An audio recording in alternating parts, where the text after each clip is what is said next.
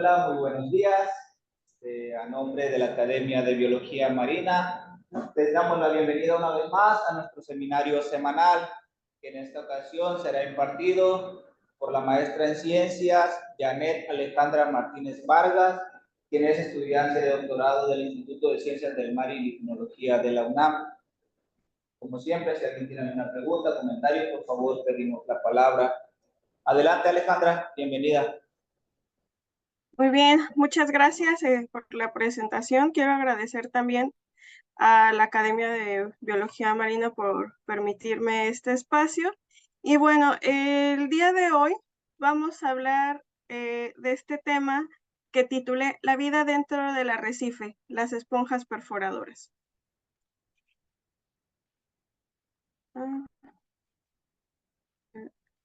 Bien. Bien, cuando nosotros hablamos de un arrecife, esto es lo primero que suele venir a nuestras mentes. Este paisaje todo colorido, lleno de coral en sus diferentes formas y toda esa vasta cantidad de especies de peces que van desde los azules, los amarillos, los naranjas, todo muy vistoso. Sin embargo, como podemos observar en estas fotos, se enfocan en estos dos grupos en específico y dejan de lado muchos otros grupos que también existen en el arrecife. Tienen una inmensa diversidad también de formas que van desde lo más simple hasta lo más complejo, como tenemos los nudibranquios, los poliquetos, todos los grupos de moluscos, las tortugas, otros peces también como los tiburones, y pueden ir hasta lo más minúsculo como lo son las bacterias y todos los grupos que están dentro del plancton y el zooplancton. Y uno de estos grupos que suelen omitirse en su mayoría son las esponjas. Bien, ¿qué es una esponja?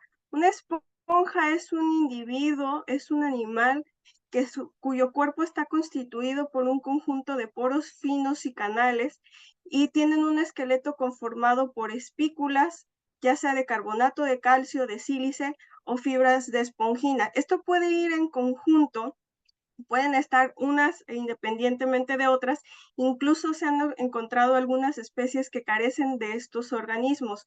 Estos son unos animales que carecen de órganos y tejidos verdaderos, que están conformados por células totipotentes que pueden transformarse en cualquier parte del tejido, y esto les permite tener ciclos de vida largos e incluso que hayan sido consideradas como organismos inmortales al tener una alta actividad telomerásica que les permite irse regenerando.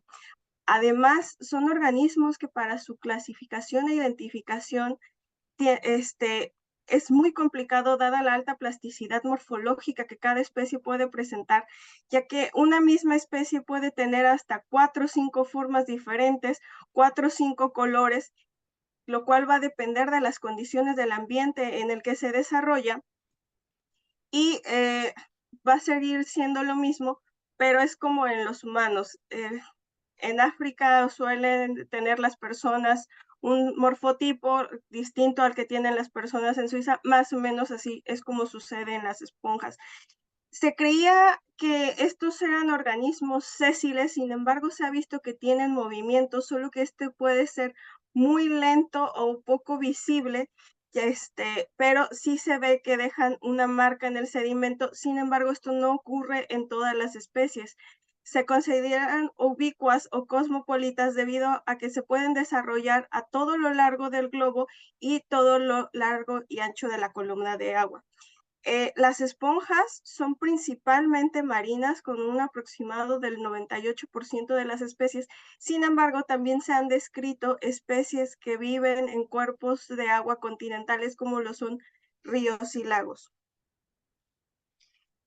Cuando observamos toda la filogenia del reino animal, nos damos cuenta que las esponjas se encuentran en la base. Fueron de los primeros grupos animales que se desarrollaron a lo largo de la historia geológica, pero las seguimos teniendo.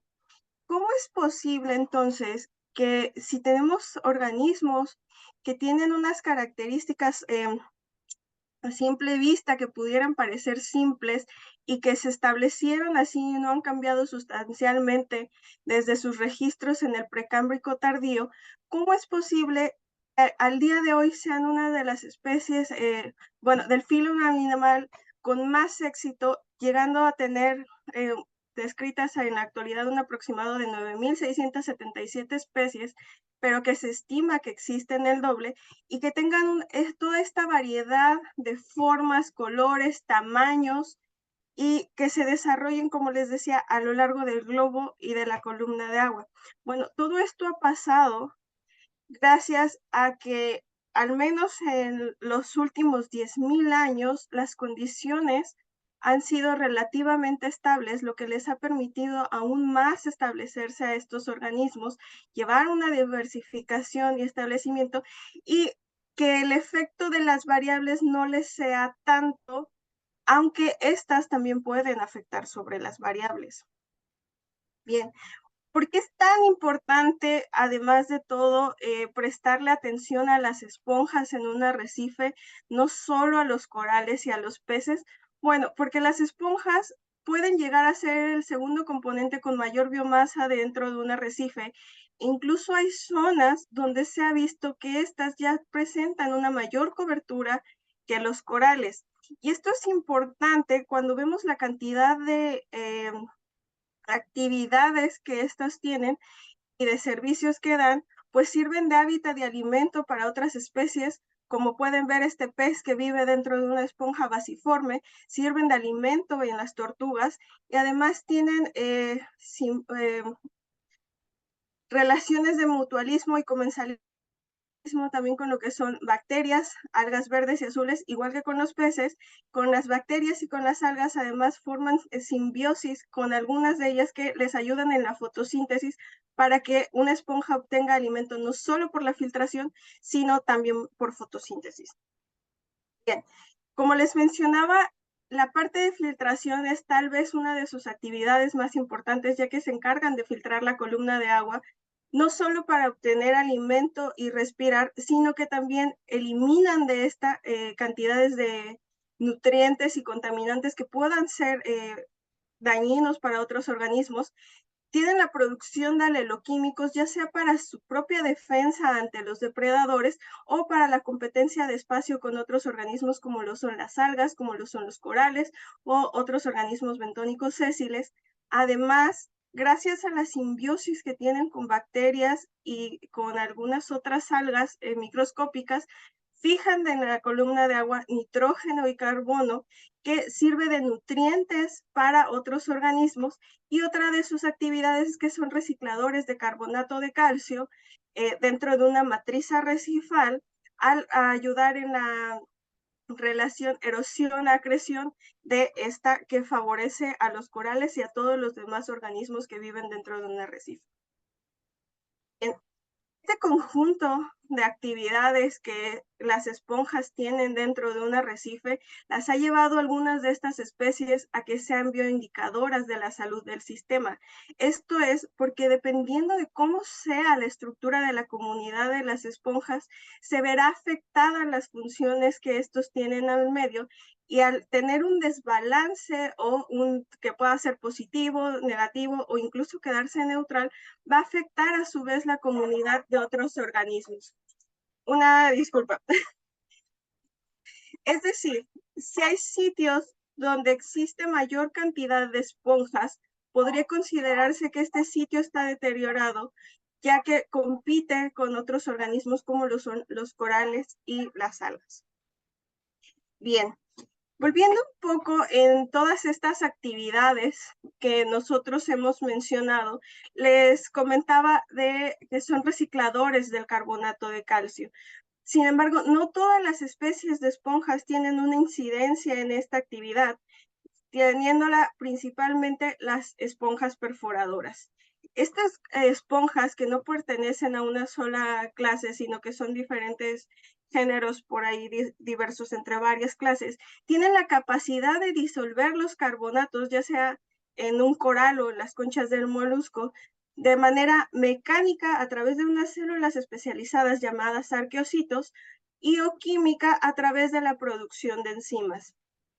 Usualmente estas dos actividades suelen darse en conjunto, ya que los arqueocitos tienen células a manera como de de pedúnculos donde van pasándolo hacia la matriz arrecifal y van dejando estas marcas que es donde van haciendo la remoción del carbonato. Sin embargo, estos pedúnculos producen las enzimas que van degradando el carbonato para poderlo ir separando de la matriz y con los pedúnculos sacarlo fuera a manera de estas estructuras que ven aquí en la parte superior derecha, que se conocen como chips. Estas ustedes las pueden observar en el análisis de sedimentos arrecifales, son muy característicos de la actividad erosionadora de las esponjas. Las esponjas perforadoras tienen una destrucción principalmente interna, se consideran macroerosionadores endolíticos porque lo hacen desde dentro de la esponja mediante estos mecanismos mecánicos y químicos. Sin embargo, cuando una esponja crece lo suficiente y sale de lo que es el carbonato, también tiene una erosión externa sobre el sustrato, ya que ésta debe fijarse a él para evitar ser rodada por el fondo. Sin embargo, esta erosión externa es menor cuantitativamente si la revisamos contra la destrucción interna que realizan. Y bueno, toda esta destrucción que hacen dentro de la matriz sirve para que el organismo pueda vivir dentro del carbonato, que es un sitio donde busca protección del medio. Como pueden ver en la parte superior izquierda, la parte esta naranja que se ve dentro del pedazo de coral, eso es nuestra esponja. Bien, como ven, pues estas esponjas usualmente viven dentro del carbonato, entonces para los naturalistas era difícil identificarlas y verlas, y es por eso que hasta el 1826 se tiene el primer reporte de estas especies hecho por Grant, y fue precisamente en cultivos comerciales de moluscos en Francia. Sin embargo, para este entonces él solo describió que había algo que afectaba a las conchas, pero no llegó a decir qué es lo que había. Fue hasta 1849 cuando Hancock las clasifica dentro de los poríferos, y en trabajos posteriores se dio cuenta que estas especies no solo se encontraban en la actualidad, sino que ya había en el registro fósil organismos que se les semejaban, dándonos así la pauta para saber que este grupo es bastante antiguo. Pero estas esponjas, como les mencionaba también, que suelen tener ciclos de vida largos, suelen ser una plaga muy importante en los cultivos comerciales de moluscos, ya que las condiciones en las que ellos se desarrollan pueden ser favorables para la esponja, pero desfavorables para el molusco. Además, si tomamos en cuenta las formas en que una esponja perforadora se puede reproducir, esto las hace aún más exitosas, ya que pueden reproducirse tanto sexual como asexualmente. De manera sexual, todas las especies son ovíparas, pero pueden ser hermafroditas, dioicas, o pueden tener una alternancia gamética, es decir, que una misma esponja puede producir en un cierto momento gametos femeninos y en otro gametos masculinos.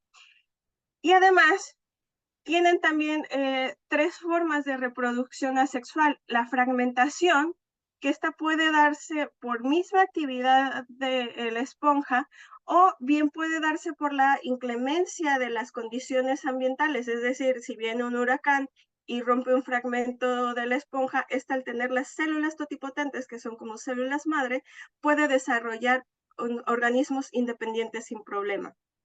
También tiene una forma reproductiva de la gemación. Esta se da de manera externa, es decir, que el organismo empieza a producir como si fuera un chipotito que va creciendo. Ese va a ser su nuevo organismo hasta el momento en el que se desprende y es transportado por las corrientes en la columna de agua hasta que encuentra un nuevo sustrato al que pueda fijarse. También existe la forma de la gemulación. Esta se da de manera interna, es ese mismo chipotito que se va formando pero dentro del tejido, y cuando se llega el momento lo expulsa al medio, igual al ser transportado por las corrientes, encuentra un nuevo sustrato y se forma un nuevo organismo. La ventaja también que tiene la reproducción por gemulación es que estas gémulas pueden formarse como quistes dentro del organismo hasta que existan las condiciones adecuadas para que éstas sean expulsadas y tengan éxito. Es decir, si las forma hoy la esponja y no existen las condiciones adecuadas, puede guardarla ahí por semanas hasta que las condiciones cambien y ya sea favorable. Además, la reproducción asexual está favorecida porque no necesitan una temporalidad específica para darse, es decir, no necesitan condiciones específicas para que la esponja se reproduzca, al contrario de la reproducción sexual, que sí necesitan una temporada especial, inicialmente marcada por los aumentos de temperaturas, para que ésta sea exitosa y pueda desarrollar su nuevo organismo. Bien. Y además de todo esto, hay factores externos que favorecen la erosión de las esponjas en el medio. Uno de ellos es la cobertura coralina. ¿Esto por qué es? Cuando tenemos un sitio con mucha cobertura coralina, principalmente coral vivo que tiene los pólipos aún, estos generarán también una protección química contra las esponjas y tendrán una competencia por el espacio. Se ha visto que muchas especies de esponjas perforadoras no las encontramos ni habitan sustratos donde exista coral vivo, ya que esta competencia química representaría un gasto energético muy alto para ellas, por lo que prefieren sitios donde el coral, si es que existe, porque necesitan la matriz arrecifal, ya esté muerto, o bien se van hacia la base del coral para evitar esta competencia. También la transparencia de la columna de agua afecta, pero afecta más hacia el coral que hacia la esponja, ya que estas, como la mayoría no tienen una asociación simbiótica con bacterias o algas fotosintéticas, no necesitan tanto una columna de agua muy transparente, por lo que pueden desarrollarse, al contrario de un coral que en una columna de agua donde tiene más sedimentación, está más turbia, sí se les afecta e incluso pueden expulsar a las zooxantelas y esto ya afecta en el crecimiento.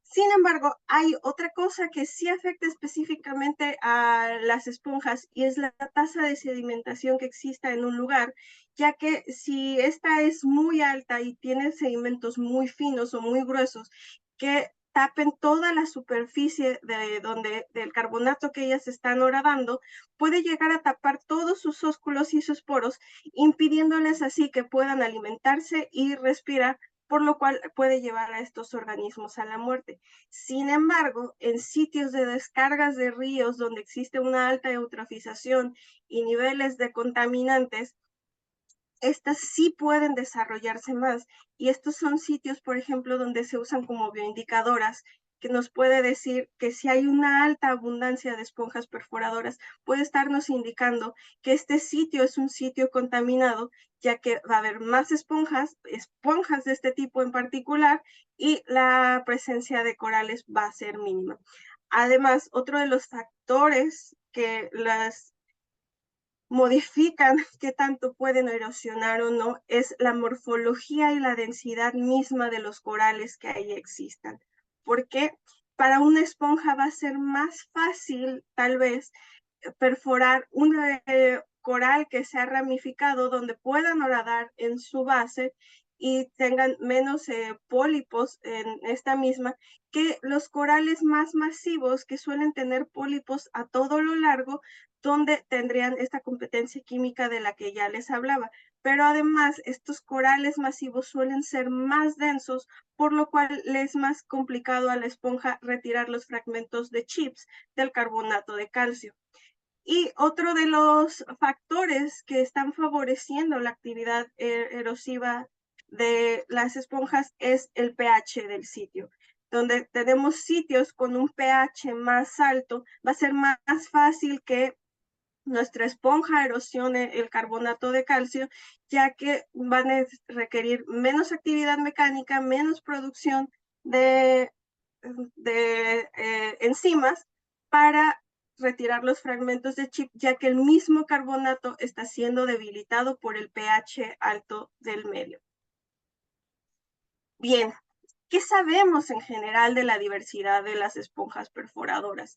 Bueno, pues de acuerdo a la literatura también podemos observar que estas están distribuidas a lo largo del planeta, principalmente en las latitudes tropicales. Sin embargo, hay ciertas especies que también pueden desarrollarse un poco más hacia las zonas templadas, pero en su inmensa mayoría están en las zonas tropicales. Como podemos ver aquí, están en el Caribe, en China, en Brasil, en la India. Hay muchos estudios de ellas en Indonesia, evidentemente en la barrera arrecifal de Estados Unidos, pero ¿qué sabemos de ellas en México? Bueno, en México estas especies también están presentes. Sin embargo, hasta ahora sus estudios se han centrado principalmente en lo que son las costas del Pacífico, teniendo hasta ahora descritas alrededor de 28 especies, pero de las que, si bien se ha trabajado su taxonomía, también se han trabajado aspectos ya de lo que es su reproducción, aspectos ecológicos, y aquí se ha visto también las preferencias que tienen algunas especies sobre el tipo de sustrato y sobre los sitios, que algunas de ellas incluso no se desarrollan solo en sitios arrecifales o en cultivos de moluscos, sino que pueden llegar a desarrollarse en otros sitios como lo son los muelles. Sin embargo, México no es solo las costas del Pacífico. Tenemos una gran extensión también marítima dentro de lo que es el Golfo de México y el Mar Caribe, pero de aquí no se han hecho estudios específicos. ¿Pero por qué sería interesante ver qué hay de este lado?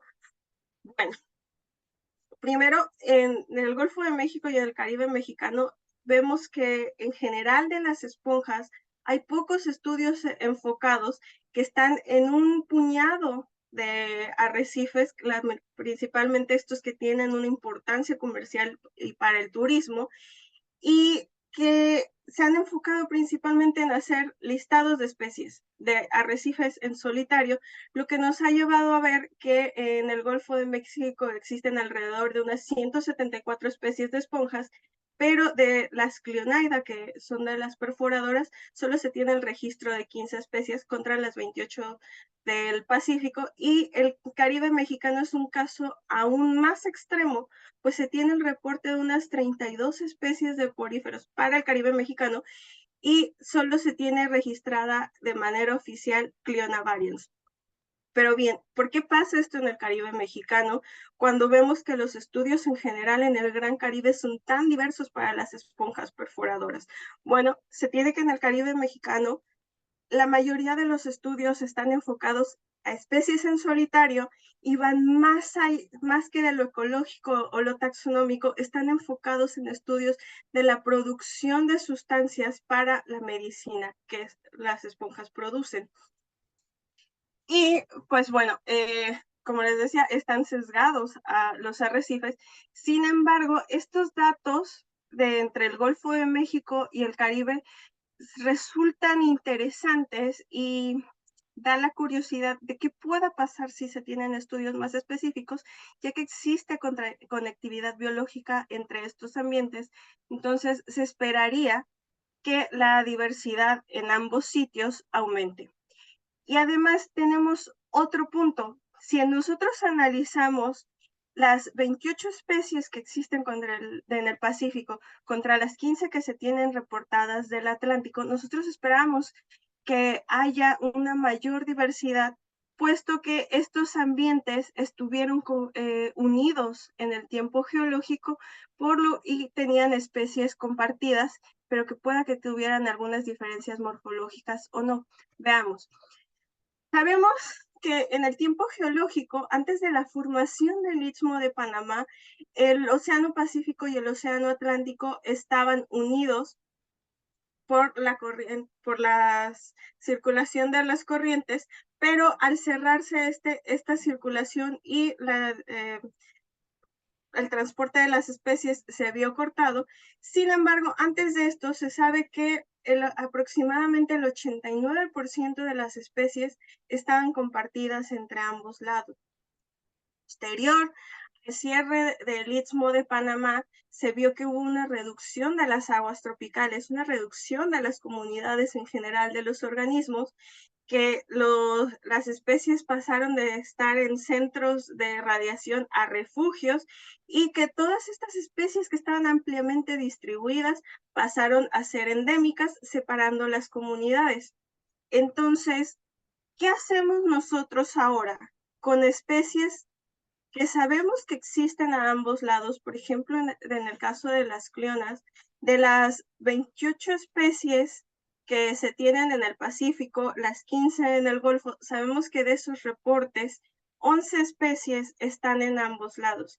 Sin embargo, la complejidad que existe en la identificación de esponjas ha llevado a que los investigadores y los estudiosos de estos grupos digan que existen complejos de especies, es decir, sin las herramientas moleculares y con la alta plasticidad morfológica que este grupo presenta, no se sabe si estas especies compartidas en realidad continúan siendo la misma especie o ya existe una separación dada por esta separación de la barrera en el tiempo geológico, pero ¿cuál es su origen además?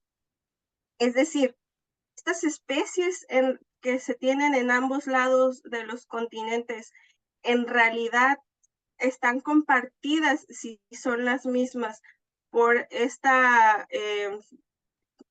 transporte que existía antes del Istmo de Panamá, o estas especies llegaron de otros sitios, es decir, las del Atlántico llegaron del Mediterráneo y de las aguas africanas, y las del Pacífico llegaron de zonas del Pacífico, pero en Asia. Entonces, se necesita de más estudios que incluyan más herramientas como lo molecular para darnos una pista si estas especies compartidas tienen plasticidad, siguen siendo la misma o efectivamente ya se trata de especies distintas. Bien. Ante el escenario que nos enfocamos ahora con el calentamiento global y la acidificación de los océanos, ¿qué es lo que le espera a las esponjas?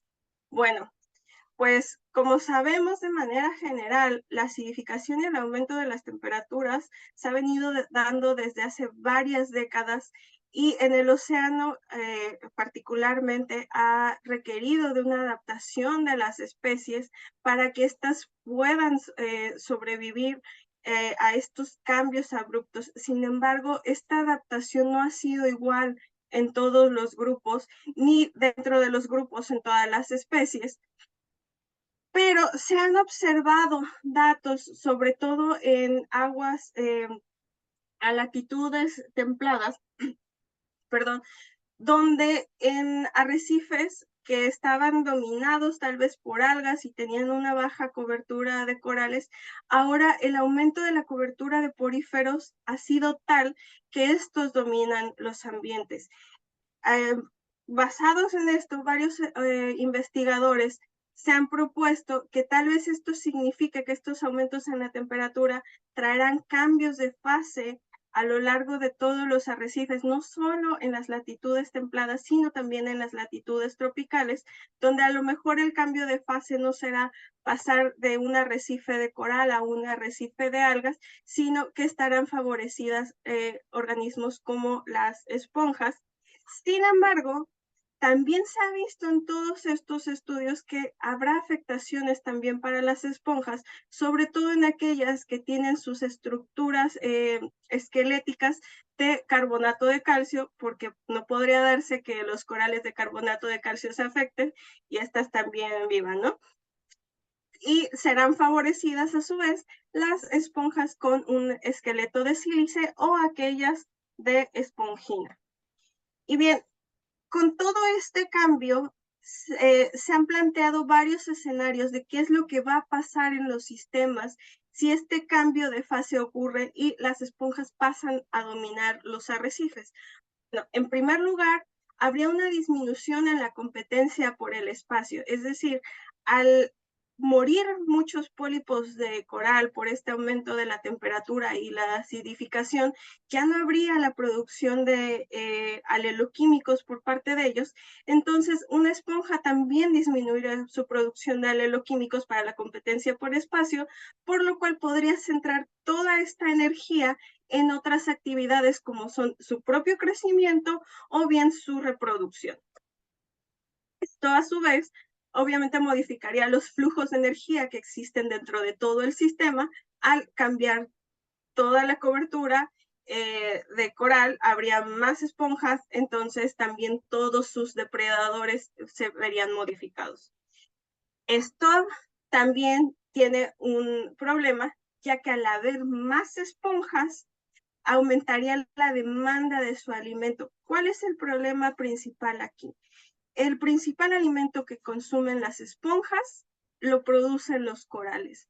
Entonces, al haber un aumento de la cobertura de esponjas, pero una disminución en la cobertura de coral, ese balance se modificaría. Entonces, las esponjas se verían en la necesidad de buscar unas nuevas fuentes de alimento, o también su cobertura se vería limitada hasta donde el alimento lo dé. Además, el balance en la creación-erosión arrecifal se vería modificado nuevamente, ya que al haber más cobertura de esponjas, también habría más cobertura de esponjas perforadoras, pero al haber menos coral que esté cementando una matriz arrecifal, este balance cambiaría y habría una mayor erosión que una acreción del sistema. Y como les comentaba, otra de las funciones también de las esponjas es la fijación de nitrógeno y azufre. Este también se vería aumentado, sin embargo, traería un desbalance para los nutrientes y la cantidad de estos elementos que tienen que liberarse a la atmósfera para el resto de sus funciones. Bien, en específico, ¿qué se cree que pasaría con las esponjas perforadoras o las esponjas clionairas? Bien, estas en principio tienen asociaciones simbióticas principalmente con zooxantelas del género Symbiodimium, las cuales se ha visto que son más resistentes que las zooxantelas de los corales a todo este cambio de pH y temperatura. Es decir, que aun cuando estas especies podrían verse afectadas, van a resistir más que los corales, entonces su supervivencia va a ser mayor y por mayor tiempo. Sin embargo, no todas las especies se van a poder desarrollar. Aquellas que son muy especialistas, que tengan una preferencia de sustrato donde haya coral vivo, no van a ser favorecidas, ya que este sustrato va a estar disponible en menor cantidad. Para aquellas especies generalistas que puedan habitar una concha de carbonato, un fragmento de coral suelto que esté ahí por el arrecife, o cualquier pedacito de carbonato que se encuentran, estas son las que se van a ver más favorecidas y van a tener un mayor desarrollo. Sin embargo, aun cuando las esponjas aparentemente van a ser favorecidas también por su simbiosis con las zooxantelas, sí se ha visto que son favorecidas cuando el cambio, aun cuando sea extremo, es por un corto tiempo, cuando este cambio es extremo pero ya se prolonga. Porque cuando este cambio ya es prolongado, la esponja empieza a dejar de destinar la energía para lo que es su crecimiento y reproducción, y empieza a buscar mantener esa energía para subsistir y mantenerse ante el cambio de temperatura, teniendo un deterioro fisiológico marcado, por lo que sí, una esponja podría ser favorecida con estos cambios de la acidificación oceánica y calentamiento global, pero hasta cierto punto, y ahí es donde entraría la competencia con otros organismos que a ese punto, a esas condiciones, puedan desarrollarse bien. Entonces, sí se tienen que hacer más estudios de qué es lo que pasaría, porque al menos también todas las predicciones o el grueso de las predicciones que se tienen hasta el momento de en qué medida va a ser el aumento de las temperaturas del océano, se han basado en las respuestas de los corales. Sin embargo, hay estudios con esponjas que nos dicen que estas predicciones que se han hecho del aumento de temperatura son muy conservadoras y que en realidad vamos a sobrepasar eso y ya se ha sobrepasado las predicciones que hay, pero al ser estudios aislados, donde se analizan solo ciertos individuos en solo ciertas partes, no se puede tomar como un todo y sí se necesitaría que existan más estudios con una diversidad de organismos de cómo responden estos y no solo cosas aisladas para poder tener una mejor predicción de qué es lo que pasaría y no solo decir, bueno, pues en el futuro creo que sí vamos a tener nuevamente arrecifes de esponjas y no los arrecifes de coral que tenemos hoy en día, con todas las implicaciones que esto traería, sobre todo, o bueno, en primera instancia, hacia las pesquerías y el consumo humano de estos recursos. Bueno, eso sería todo de mi parte. Muchísimas gracias. Y pues cualquier pregunta que tengan, aquí estoy. Muy bien, muchas gracias por tu presentación, Alejandra. ¿Alguien tiene alguna pregunta o comentario para ella?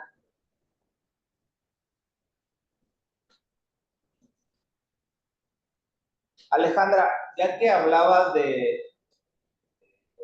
arrecifes de esponjas y arrecifes de coral, es fácil confundirse en ocasiones si es un arrecife de coral o son esponjas en realidad.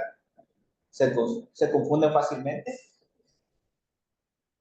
No, no se confunde fácilmente. Son estructuras muy diferentes, pero lo que podría confundirse es tal vez si va una persona que no conozca mucho de los organismos, ¿no? Que lo pueda ver todo como lo mismo. Sin embargo, ya alguien tal vez con una formación un poquito más sí puede diferenciar lo que son las esponjas de los corales, principalmente por las esponjas que tienen estos orificios, que son sus poros por donde respiran, que es muy distinto a los corales que no tienen estos poros. Si nosotros vemos un coral a simple vista de día no tiene ningún tipo de orificio, es como si fuese una roca grabada con diferentes grabados dependiendo de la especie, mientras que una esponja parecen en su mayoría tapetes o tienen estas formas tubulares y basiformes que tienen toda esta superficie porosa. Muy bien, muchas gracias, Alejandra. Alejandra, y de la población general de esponjas, como, ¿qué porcentaje sería de esponjas perforadoras? O sea, si, no sé, del total de la población de esponjas que existen, ¿qué porcentajes le darías a las que son esponjas perforadoras como tal? Ok, bueno, por ejemplo, eh, en la actualidad hay descritas alrededor de 180 especies de esponjas dentro del género Cliona, que son las esponjas perforadoras, y tenemos unas 9.800 especies descritas de las esponjas en general. Entonces, si comparamos estas 180 contra las casi 10.000, pues sí es un porcentaje mínimo. Sin embargo, aunque se vea así, tienen una función bastante interesante. Las tasas de erosión que pueden alcanzar sí se pueden duplicar o cuadriplicar cuando las condiciones son desfavorables para un coral, pero favorables para ellas. Entonces, aunque parezca un mínimo, sí se les debe poner atención. Además, hay otro factor. Las esponjas no son los únicos organismos que perforan el coral. También hay poliquetos, hay moluscos, también tienen erosión externa por la alimentación de peces y tortugas. Entonces ya todo esto en conjunto sí nos marca una diferencia. César te pregunta, ¿hay alguna forma de estimar una tasa de cambio entre el coral y las esponjas en función de los modelos y escenarios que hay para el calentamiento global del océano? Bueno, de momento lo que se ha hecho es solamente medir el porcentaje de cobertura. En algunos sitios, como les decía, en zonas templadas. El investigador Bell y sus colaboradores, principalmente en arrecifes por ahí de Irlanda e Inglaterra, lo hicieron así, solo midieron las coberturas, qué tanto iban avanzando contra los otros organismos, pero no se dieron a la tarea de hacer como un pronóstico, una estimación para un modelo más allá. En arrecifes del Caribe o de zonas más tropicales, sí se ha visto que estas tienen una alta cobertura. Hay arrecifes como tal donde la cobertura es de esponjas más que algas o corales, pero la mayoría de los estudios están enfocadas como a la diversidad de los corales y aún no se han dado tanto a la tarea de ver cómo es que va pasando este cambio y si esto que estamos viendo en las zonas templadas también ya aplica a las zonas tropicales. Muy bien, muchas gracias. ¿Alguna otra pregunta, comentario? Adelante, Ángel.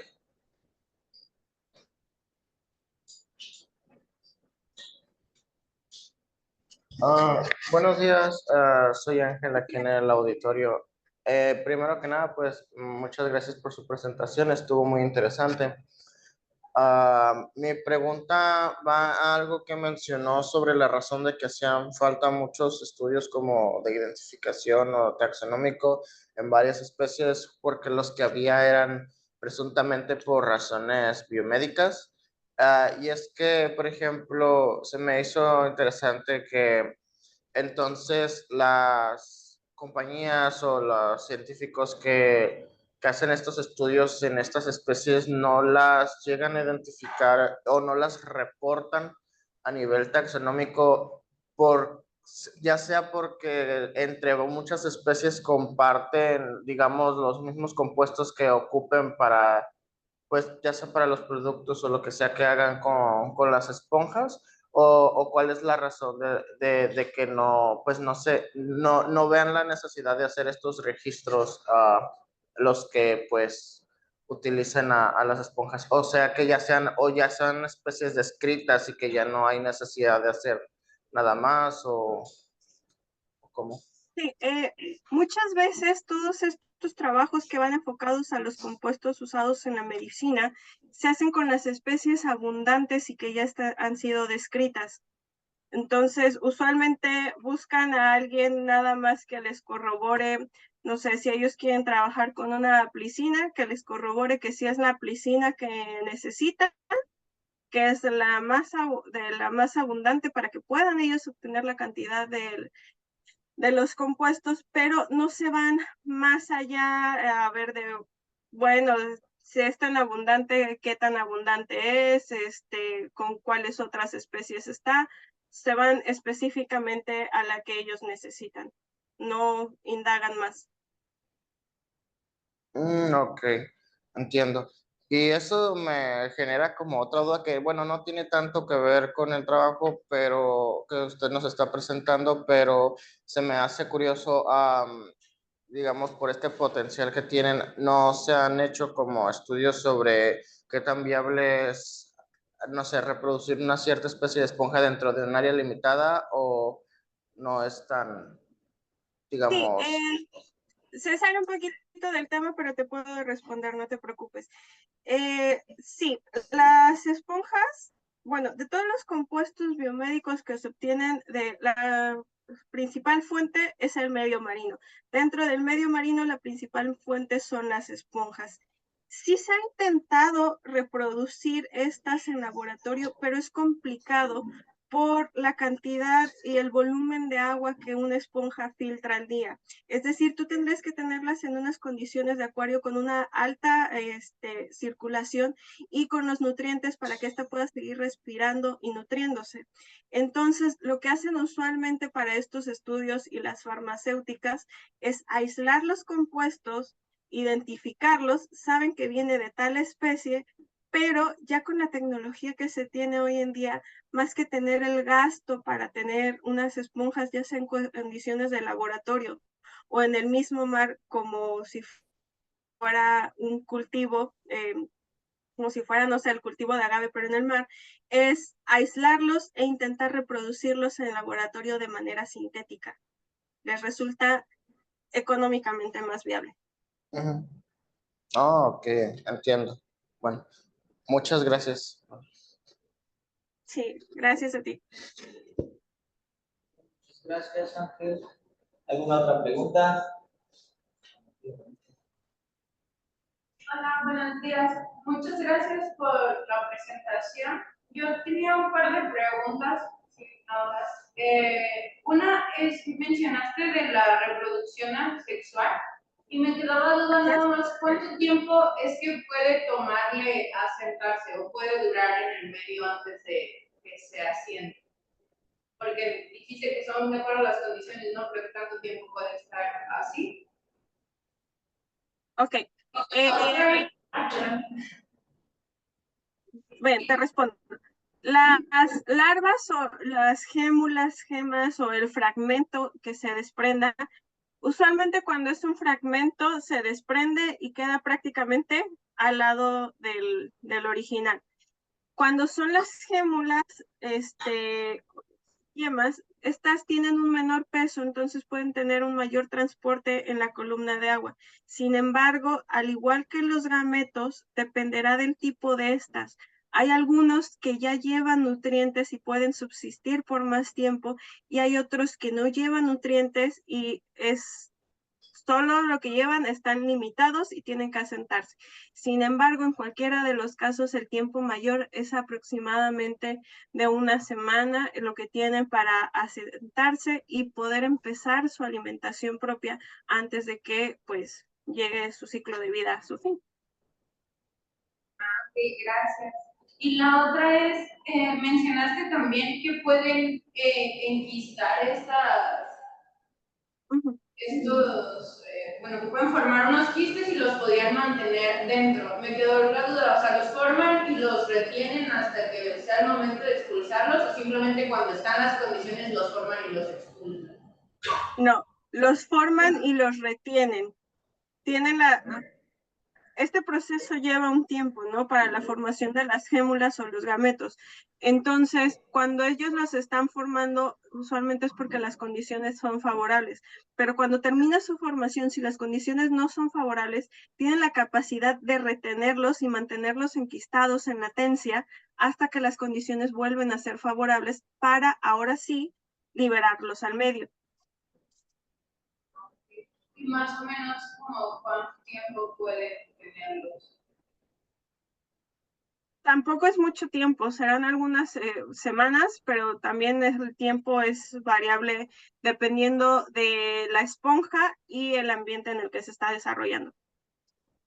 Qué tan abruptos sean los cambios ambientales. Muchas gracias, muy interesante. Sí, gracias a ti. Bien. Muchas gracias. Y hablando de eso, Alejandra, ¿cuánto puede vivir una esponja? O sea, en condiciones favorables, ¿cuánto puede vivir? Bien, usualmente las esponjas tienen ciclos de vida largos, son muy variables desde un año o unos pocos años hasta unas esponjas que se conoce o se han datado desde los tiempos de Cristo. Entonces pueden tener ciclos de vida así de largos y esto es gracias a que tienen células totipotentes no diferenciadas, que son como sus células madre, que les permite irse regenerando y creciendo las partes que tengan dañadas.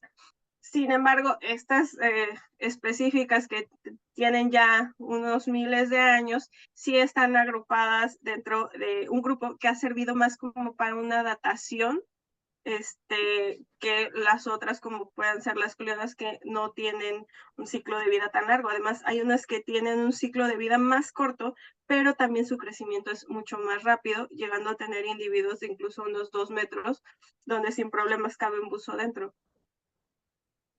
Muy bien, interesante. ¿Preguntas, comentarios para Alejandra? De las personas conectadas, ¿alguien quiere preguntar algo? Bueno, Alejandra, al parecer ya no hay comentarios ni preguntas para ti, pues no queda más que agradecerte tu participación. Muchas gracias, muy interesante tu investigación. Te hago llegar tu constancia en los próximos días y muchas gracias a todos por asistir. Nos vemos. Muchas gracias a ustedes. Buen día.